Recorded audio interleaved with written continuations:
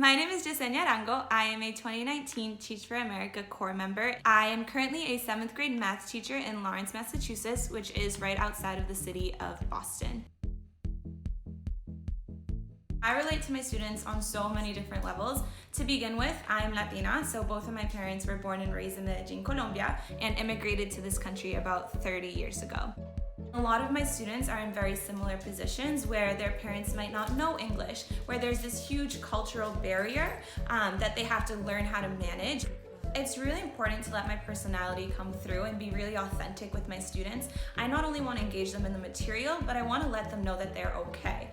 What gets my students going and what makes them really excited about learning is just learning about me. And so getting to see their teacher in a new light, getting to see me in my home environment. I tell them that I live at home with my mom and dad and how fun it is to live with a Colombian family at home. So I actually have my dad with me here today. The majority of them are Dominican, and so they say, "Oh, miss, what'd you have for breakfast? We had empanadas. How many times did you have coffee today?" And so being able to relate to them in that sense has been amazing, and it really engages them and brings them into the conversation.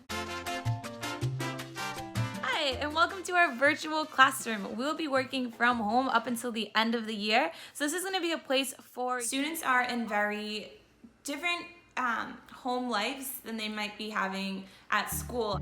Now they have this struggle of maybe having one computer per household and multiple siblings. I create short videos, all less than 10 minutes, in which students can go back to whenever they like. Hey scholars, welcome to Unit 2. Wins now are getting my students to understand that it's more than just grades, and that no, I have to learn this in order to be successful when I move on. How can I understand this and why is it important? And so now we're using a lot more real world application. I have -5. That means that I owe $5, right? I truly believe that education is the key to success, and I have seen that. Education has allowed me to have the most exciting job.